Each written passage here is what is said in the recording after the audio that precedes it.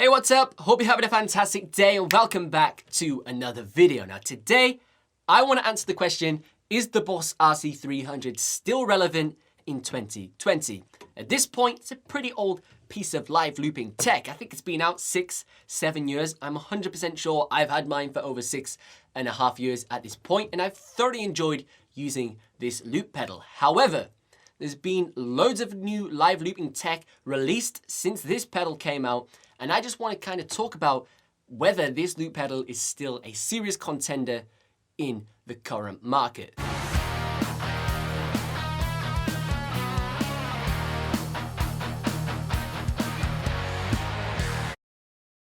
So let's talk about some of the specifications on the Boss RC-300 loop station. So obviously we have 3 independent loop tracks. Now these are awesome because these are stereo loop tracks. So effectively we have 3 individual loop pedals combined into one unit. Over here we have the loop effects. So inside of the Boss RC-300 we have 16 built-in effects. Now they're okay, they're not groundbreaking, but you can definitely get some unique things by utilizing them in certain situations. Now to the right of the loop effects, we have a built-in expression pedal, which is a huge benefit of the loop station because we can actually reassign this. So by default, this actually combines the loop effects. So you'd like switch your loop effects on, for example, and then you would just control this with the expression pedal.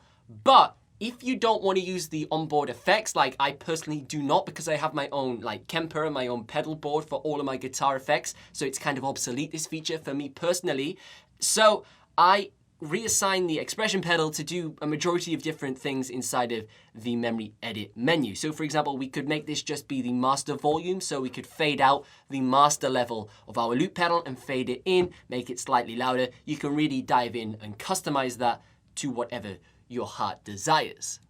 So on the Boss RC-300, we have up to 3 hours record time. So for example, basically you could click record and then you could leave this recording for like 3 hours, click playback, and then that would be savable onto the onboard memory. Obviously you would pretty much fill up the entire memory by doing that, but if you want to do that for whatever reason, you can. Now on the subject of saving loops, you can see right here we have this number that says 99. Well, on the Boss RC-300 we have 99 memory banks that we can pre-save our loop performances to. You can see here that I have a variety of different songs that I've sort of jammed and saved to the loop pedal when I was writing music. This is absolutely fantastic. One, for creating like presets for the different songs you perform in your set, so you can set up different loop lengths. So this could be 4 bars, 2 bars, 8 bars, so you can have a really concise live looping performance. But also it's just great for writing riffs and saving them straight onto the onboard memory and then recalling them in a few weeks time when you were like, oh, I remember when I wrote that awesome riff, let's go find it on the loop pedal. Pretty cool feature, and I actually use it all of the time, especially when I'm writing music.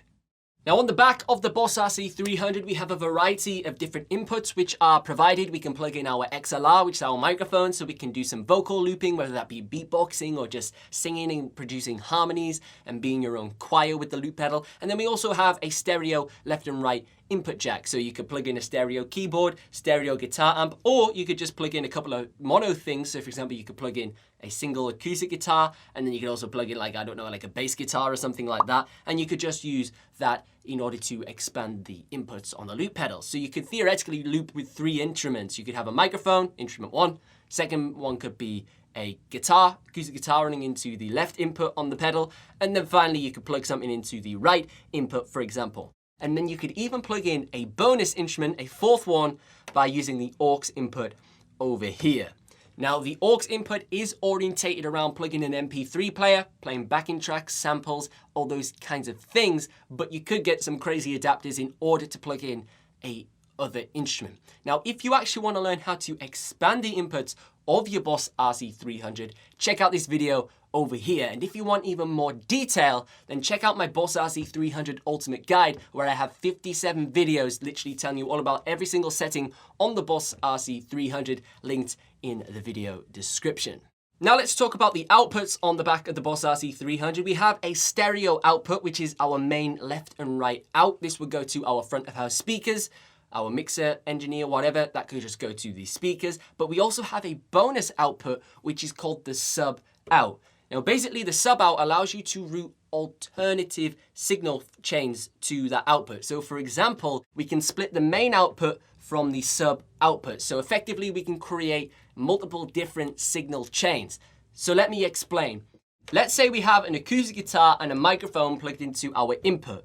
If we go into the menu over here, we could strictly make the main output only output the audio that's being inputted. So through the main output, the only sound you would hear would be our live acoustic guitar and our microphone. So this means we could give our mix engineer our main output, and they could turn up and down the fader to control our acoustic guitar and our microphone that we're singing and performing into.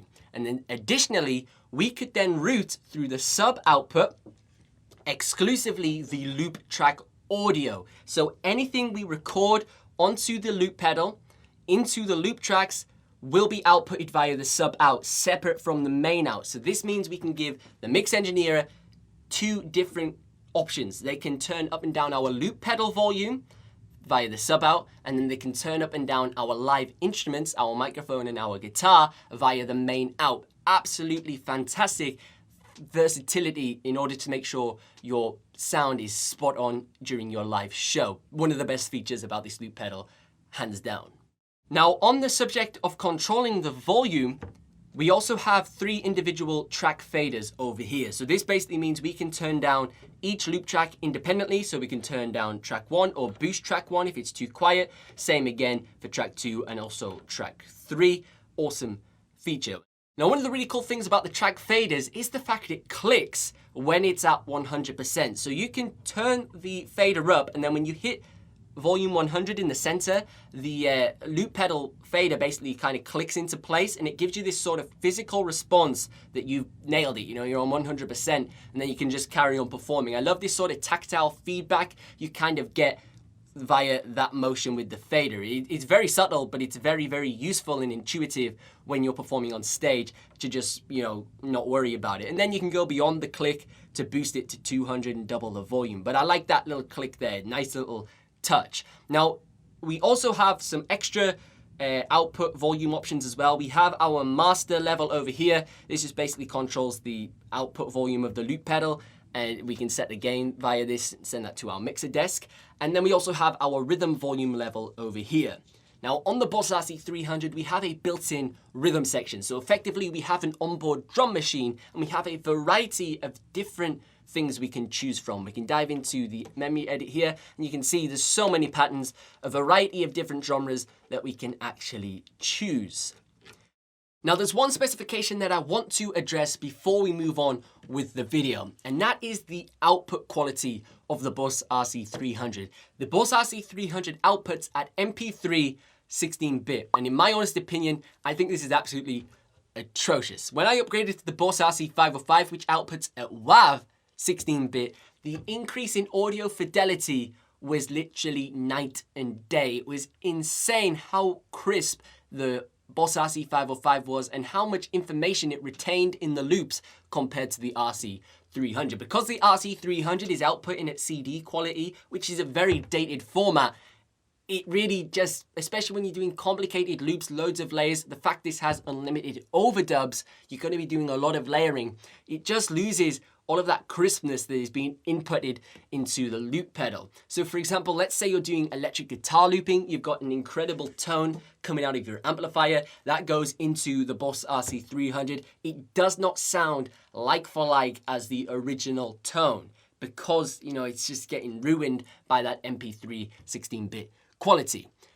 Now, if you're just doing acoustic guitar looping, just plugging in a piezo standard acoustic guitar straight into the loop pedal, you don't really need to worry about that MP3 16-bit. It's not too noticeable, the deviation in tone. It's only when you're doing things with a lot of high fidelity to them, like overdriven guitar sounds, stuff like that. So it depends what scenario you're using this pedal in, how massively that 16-bit MP3 may affect you. Now, I think that final specification segues us into a perfect time to talk about the cons of this loop pedal, because there's a whole heap of benefits of this loop station, but because I've extensively used it, so much across the last 6 years, there's quite a few things that I want to address. Now let's first talk about the foot switches. Now, an amazing thing about the Boss RC-300 is the fact all of these foot switches are next to each other. So obviously we have 3 individual loop tracks, and each loop track has a record and a play button and also a stop button. I love the fact that each track has its own independent controls. There's no shared buttons across the tracks, nothing like that. And also I love the fact that they're next to each other. If you compare the Boss RC-300 to the HeadRush Looperboard, which is its main competitor in the current marketplace, 4-track loop pedal, but other than that, they're pretty much, you know, like for like in that region of the market.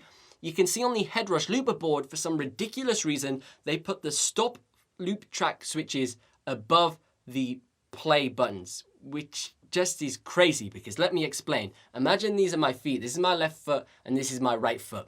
If I want to play track 1 and track 3 simultaneously, I can do that. I can also do that on the HeadRush Looperboard. But if I want to stop track 1 and track 3, I just simply move my feet over to the stop button on the RC-300. However, on the HeadRush Looperboard, I would literally have to physically stand on my loop pedal in order to access those foot switches. Yes, I could do it if I was sat down in a chair, but a majority of the time I never perform sat down. So that's never going to be a scenario that's useful for me. So, huge benefit of the layout of the foot switches on the Boss RC-300.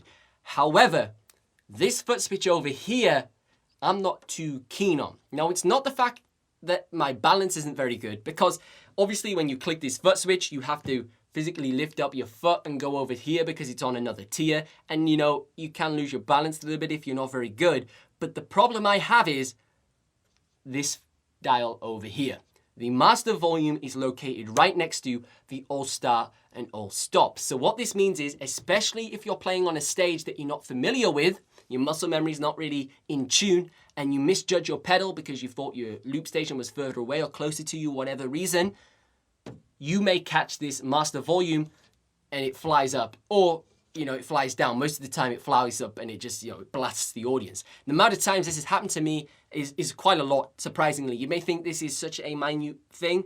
It happens quite often, and it's really frustrating because it then means I have to literally stop my performance, jump down to the floor, turn it back down to where it was, and then dive back up and just act like nothing happened. But the entire crowd knows something happened because they literally just got blasted by my loop pedal for no reason other than the fact I missed this pedal over here and I hit the master volume. That's very frustrating. I just wish they thought about this as a problem and they moved it over here. Like, why not just put all of the volume options on this side of the pedal with the input level and just leave this blank? That would not have been an issue.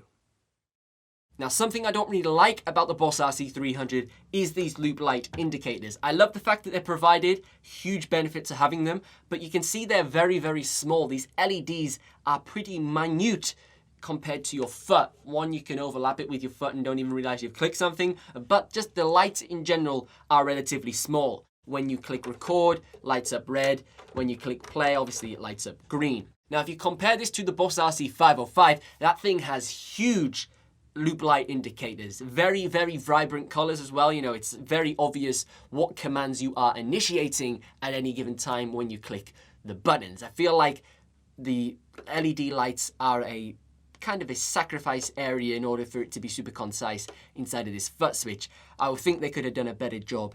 Now, the key question that I want to address is the Boss RC-300 still worth it in 2020? It's a very old piece of music gear at this point. It's coming up to the 6-7 years mark, and it is starting to show its age, especially with some of the specs, the MP3 16-bit stuff like that. Now, obviously, since this loop pedal came out, there's been some new kids on the block, and the one I'm talking about in particular is the HeadRush Looperboard. This is effectively the Boss RC-300 with a 4th loop track, some insane built-in effects. I think it even has built-in guitar amplifiers, so that streamlines your setup even further. And it also has unbelievable drum section built in, like rhythm samples, stuff like that, compared to the Boss RC-300's built-in drum machine. So this does, once again, make the RC-300 look very poor on paper compared to some of these more state-of-the-art looper pedals. But regardless of specs, and let's just talk about sheer experience and performance, I still think the Boss RC-300 is a solid option in 2020. If you're looking for a loop pedal that's convenient, quick to set up, and just works, the Boss RC-300 is a great place to start. It can grow with you if you want to grow your live looping setup to something super crazy like I have myself. It's very versatile for a variety of different situations. So if you enjoyed today's video, be sure to give it a thumbs up and let me know in the comment section down below, do you want to see a comparison between the HeadRush Looperboard and the Boss RC-300? If you do, be sure to subscribe to the channel and turn that notification bell to on so you get notified when I upload that video and you do not miss it. But as always, I've been Ben Rowlands. Thank you so much for watching, and I will see you in the next one.